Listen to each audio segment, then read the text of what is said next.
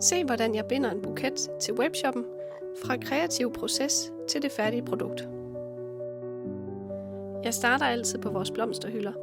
Her finder jeg stilke, som komplementerer hinanden i farver, former og struktur. Nogle stilke klipper jeg op og forlænger dem, for at udnytte dem bedst muligt. Alle stilke klargøres, inden jeg begynder at binde buketten. Nu kan jeg begynde at binde buketten. Det er her håndværket for alvor kommer på banen. Bindeprocessen tager noget tid. Jeg vender og drejer buketten flere gange og placerer blomsterne, så der er god harmoni i buketten.